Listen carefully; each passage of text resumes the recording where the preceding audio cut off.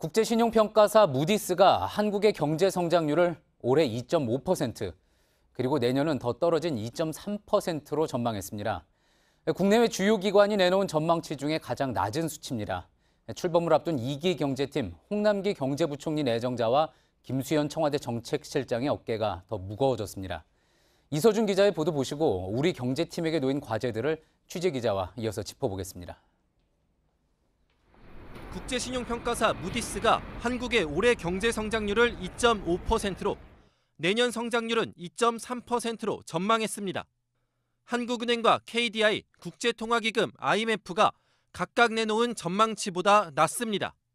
무디스는 한국 경제가 약화되고 있다면서 기업들은 불확실한 글로벌 환경과 최저임금 등을 이유로 투자를 주저하고 있고 고용 불안은 소비를 위축시켰다고 진단했습니다. 다만 한국뿐 아니라 세계 경제가 유동성 위기와 무역 분쟁으로 예상보다 성장률이 낮아질 수 있다고 전망했습니다. 주요 20개국의 경제 성장률도 올해는 3.3%로 전망했지만 내년엔 2.9%로 떨어진다고 봤습니다. 상위 10개국의 성장률은 올해 2.3%에서 내년엔 1.9%로 떨어진다고 내다봤습니다. 그중에서도 한국, 독일, 일본 등 개방경제 국가들이 직격탄을 맞을 수 있다고 분석했습니다. JTBC 이서준입니다. 경제산업부의 이태경 기자가 나와 있습니다. 자, 이태경 기자, 무디스를 비롯해서 주요 기관들이 지금 잇따라서 우리 경제 성장률 전망치를 낮추고 있습니다. 가장 큰 이유가 뭐라고 볼 수 있겠습니까? 핵심은 내수 부진입니다. 내수가 좋아지려면 생산, 소비, 투자, 고용이 잘 맞물려 돌아가야 하는데 현실은 그렇지 않습니다. 생산과 소비는 동시에 나빠졌고요. 6개월 연속 줄어들었던 투자는 플러스로 돌아섰지만 일시적일 가능성이 크다는 지적입니다. 고용시장도 취업자 증가폭이 8개월째 10만 명을 넘지 못할 정도로 좋지 않습니다.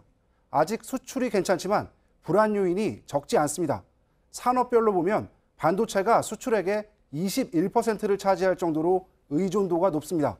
이 때문에 반도체 호황이 끝나면 수출이 지금만 못할 거라는 우려가 나옵니다. 국가별로는 중국 수출 비중이 27%로 가장 많습니다. 중국으로의 중간재 수출이 많은 우리로선 미중 무역 분쟁이 심화되면 수출에 큰 타격을 입을 수 있습니다. 예, 경제라는 게 좋을 때도 있고 나쁠 때도 있습니다. 그런데 상황이 이렇다 보니까 가장 우려가 되는 부분 중에 하나는 경기가 혹시 이 사이클이 본격적으로 꺾인 게 아니냐, 이런 이야기가 나오기 때문인 거죠. 그렇습니다. 국책 연구기관인 한국개발연구원 KDI는 이번 달 경제 동향에서 내수 부진을 이유로 경기 둔화를 공식화했습니다. 다만 정부는 경제 상황이 좋지 않다는 점은 인정하면서도 아직까지 경기 둔화라고 판단하긴 이르다는 입장입니다. 예, 정부 입장에서는 경기 둔화라고 판단하기는 이르다, 이런 입장인 거군요. 자, 2기 경제팀이 어쨌든 이렇게 어려운 상황에서 들어선 것은 부인할 수 없는 사실인 것 같습니다. 가장 시급한 숙제는 뭐라고 볼 수가 있을까요? 당장 예산안의 국회 통과가 급한 불입니다.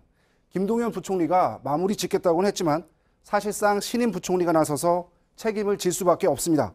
정부는 사상 최대인 471조 원의 예산안에 포함된 23조 원의 일자리 창출 예산으로 일자리 90만 개를 만들 계획입니다. 예산이 제때 집행돼야 고용시장이 나빠지는 걸 막을 수 있다는 분석입니다. 또 내년 1월부터 최저임금이 10% 넘게 오르기 때문에 자영업자 등에 미칠 부담을 최소화할 방안도 찾아야 합니다. 서비스 산업 규제 완화 같은 구조 개혁을 위해 노동계를 설득해야 하는 숙제도 안고 있습니다. 여기에 내수를 살리기 위해 생활 밀착형 사회 간접 자본, 즉 SOC나 도시재생사업 확대 카드를 꺼낼지도 주목됩니다. 예, 그렇군요. 자, 1기 경제팀, 김동연 부총리와 장하성 정책실장 같은 경우에 이제 불협화음 논란이 문제가 됐습니다. 자, 그러다 보니까 2기 경제팀은 이제 어떻게 역할 분담을 해서 시장에 신호를 줄 것이냐, 이런 부분이 이제 관심이 모이는 것 같습니다. 네, 청와대는 홍남기 경제부총리 후보자가 경제 사령탑이라고 강조했습니다. 김수현 정책실장은 구체적인 경제 현안에 관여하기보다는 경제와 교육, 복지 등의 정책을 아우르며 큰 그림을 그리는 역할을 맡게 될 것으로 보입니다. 대신 윤종원 경제수석이 홍남기 후보자의 파트너로서 경제정책을 조율할 것으로 전망됩니다.